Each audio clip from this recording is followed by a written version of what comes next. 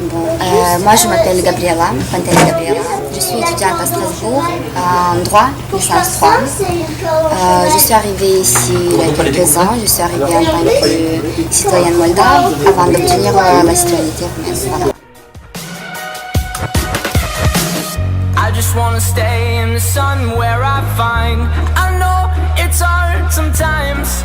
Pieces of peace in the sun's peace of mind. I know it's hard sometimes. Yeah, I think about the end just way too much. But it's fun to fantasize. Pourquoi est-ce que tu as demandé la nationalité Ceci me permet de bénéficier de plusieurs facilités. Moi je m'en serai bien sûr par la bourse voilà, pour financer mes études. Et après j'ai pas besoin par exemple d'un titre de séjour. Ça me facilite un peu la tâche. Voilà. D'accord. Parce que la Moldavie est hors Union européenne. Pour l'instant, oui. Pour l'instant, c'est un rêve, bien que oui, on est un peu divisé dans notre pays. D'accord. Donc je pense que si tu as profité de cette opportunité, c'est que tu avais quelques connaissances sur l'Union européenne. Oui, bien sûr. Oui, bien sûr. Moi, là aussi, je vais parler aussi de mon pays parce que en fait, si encore avant je voulais en faire partie de l'Union européenne, c'est parce que on en parle beaucoup. Voilà. On savait que c'est bien. Et bah voilà, maintenant je profite. D'accord. Donc tu disais que tu étais pour quelle raison par exemple, alors que à mon avis, comme tu as dit que le pays était divisé. Donc pourquoi toi tu étais pour par exemple? Dans mon pays on dit que un c'est bien, mais plusieurs c'est mieux. Et c'est ce que l'Union fait en fait. On met en commun les ressources et on a des acquis après.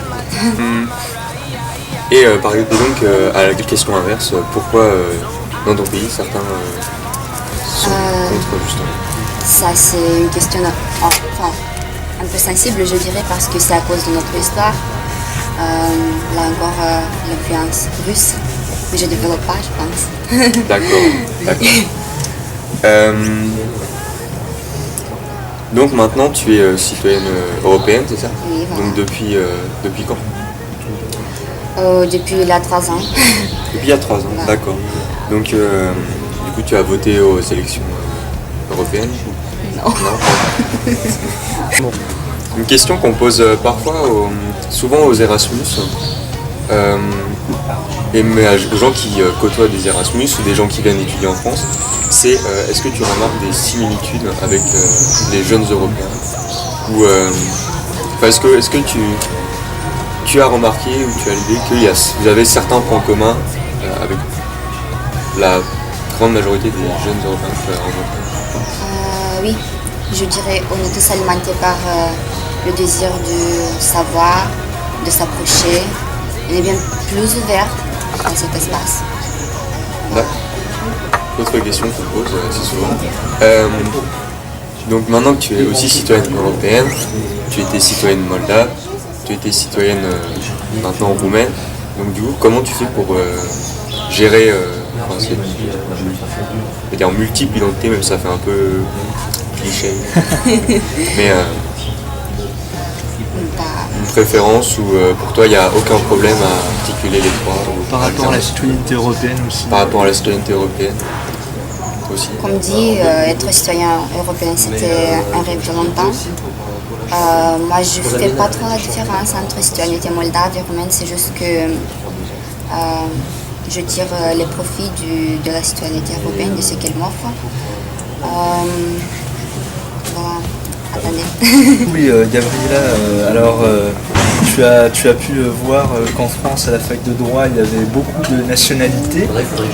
C'est pas uniquement des Français et quelques Erasmus. Alors, est-ce que cette espèce de melting pot avec beaucoup d'Européens, qu'est-ce que tu en penses? Est-ce que tu sens que c'est l'Union européenne, ce genre de choses? Alors, oui, bien sûr, ça me fait plaisir d'abord de connaître les différents gens. Après, toujours, moi, je me présente en tant que citoyenne roumaine. Comme ça, on connaît au moins. Par contre, ce que j'aimerais dire, c'est qu'il y a des stéréotypes, des mauvaises associations par rapport à mon pays. Par rapport aux personnes, mais aussi on critique le fait qu'on profite. Parce que c'est ça, c'est la mise en commun des ressources. Voilà. Et donc il y a des gens qui sont déjà venus te voir ou qui t'ont dit ah oui de Font façon pas indirecte. exprès. D'accord. Voilà. Ok. Et ça, tu le vois souvent? C'est pas souvent, mais quand même je ressens ce sentiment un peu discriminatoire peut-être. Peut-être qu'il n'y a pas encore assez d'unité dans la diversité. Tu penses? Et moi je pense qu'on peut citer aussi l'exemple de la Grèce. Voilà, la solidarité tremble. Voilà. Tu penses que oui, il y a une Europe un peu à deux vitesses entre Exactement. les États déjà bien instaurés et les autres. Mais en même temps, c'est ce qui nous permet d'exister. D'accord. Et du coup, pour rebondir, donc, tu disais que qu'il y avait certaines discriminations, que les gens ici percevaient différemment les différentes régions de l'Union européenne. Toi qui as apparemment pas mal voyagé, est-ce que tu as ressenti des différences de perception des Européens entre eux ou certaines régions considéraient l'Union européenne d'une manière différente d'autres? Sans doute, oui. Déjà, on peut parler de l'exemple anglais, qui sont un peu plus sceptiques, mais bon, c'était le début.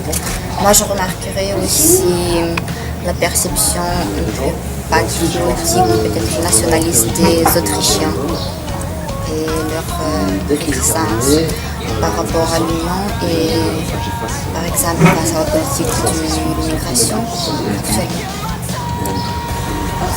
Et justement sur cette crise des migrants et des réfugiés, je pense que tu as vu qu'elle a un peu bouleversé l'Union européenne. Et qu'est-ce que tu en penses plus précisément? Qu'est-ce que tu penses de cette crise? Qu'est-ce que tu penses des réponses que l'Union européenne essaye d'apporter? On voit bien que l'Union n'arrive pas très bien. Je pense qu'on a une politique un peu soft et peut-être il faut actuellement laisser plus de marge de manœuvre aux États quand même. C'est-à-dire Se débrouiller mieux au niveau local. D'accord. C'est-à-dire éviter de refaire ce qu'a fait Madame Merkel en ouvrant les portes. C'est pas tout à fait, c'est à chaque État de décider. Parce que chaque État a des possibilités différentes d'accueil. En nombre, en finance. Mais c'est sur ce sujet des migrants et des réfugiés, ou alors c'est une approche plus globale de l'Union européenne pour toi? Est-ce qu'il faudrait qu'il y ait plus d'influence des États membres dans l'Union européenne? Vous savez, pour le reste de matière, je pense que c'est quand même l'Union qui doit être le cerveau. En écho à ce que tu as dit, du coup que certains pays comme la Hongrie par exemple reprochent justement à l'Union européenne de la laisser toute seule assumer l'afflux de migrants qu'ils n'arrivent plus à gérer et que justement ils essayent de gérer par eux-mêmes en reprochant à l'Union européenne de ne pas les aider et de ne pas justement répartir l'immigration. Qu'est-ce que tu en penses? On ne peut pas le reprocher si directement. Je pense qu'il y a quand même le Frontex qui travaille pas mal ce sujet. Après la politique de coopération avec la Turquie, je pense que ça marche aussi plutôt bien. Après, je peux pas dire quelque chose de plus approfondi. Donc tu sais qu'on a à Strasbourg le Parlement européen. Donc ça tout le monde le sait, mais est-ce que toi personnellement tu connais quelques députés européens de Roumanie? Est-ce que tu pourrais mettre un nom, un visage? Oui, je connais une. D'accord. C'est Elena Basescu. D'accord. Et donc tu suis un peu son action en tant que parlementaire, tu suis son site internet? Non, en vérité non. D'accord. D'accord, parce que est-ce que tu as d'autres amis à la fac qui en fait suivent l'actualité des députés européens un peu au jour le jour? Non, je dirais pas, mais c'est pas qu'il y a une manque de transparence, c'est un manque d'intérêt. Et pourquoi ce manque On d'intérêt? attend que l'information soit posée devant nous. D'accord. On ne veut pas aller chercher, D'accord. malheureusement.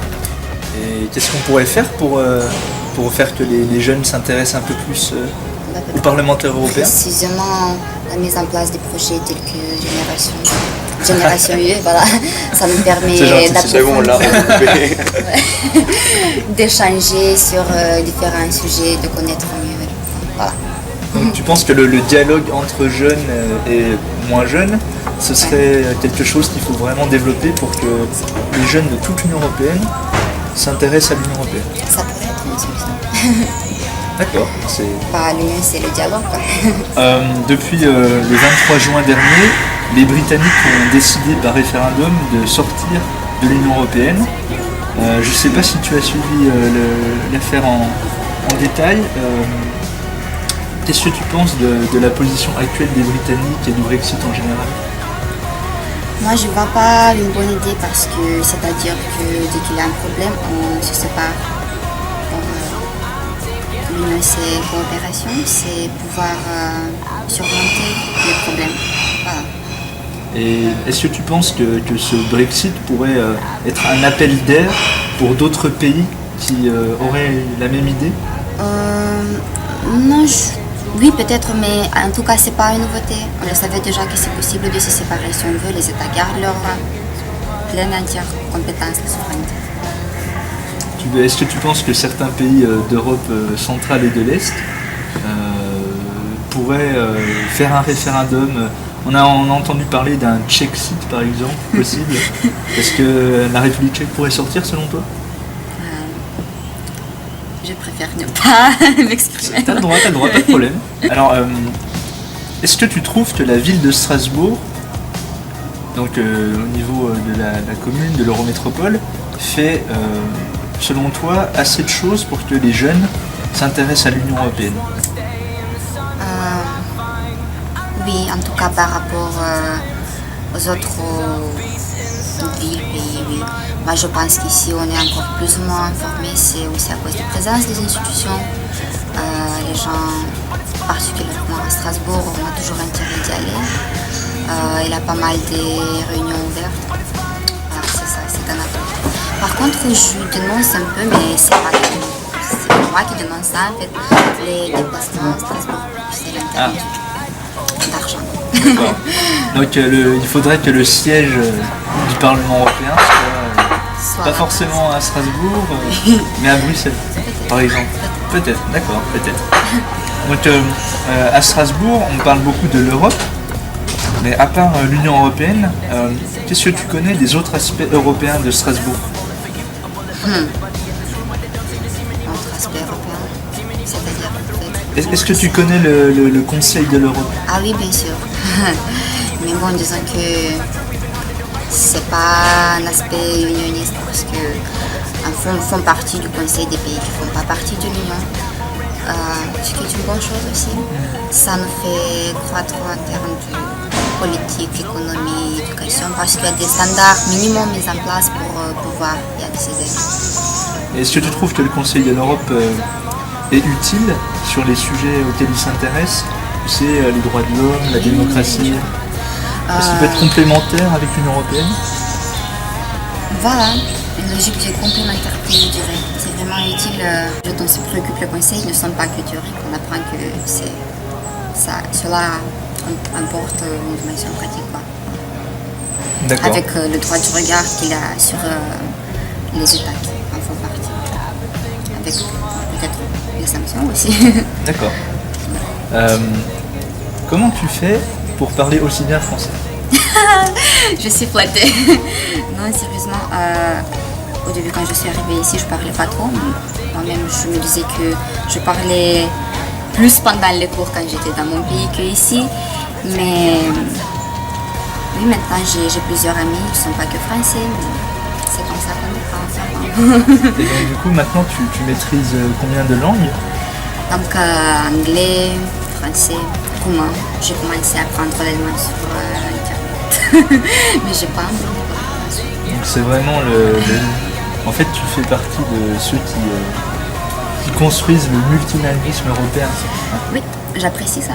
C'est un côté qui te plaît, ça? Oui. D'accord.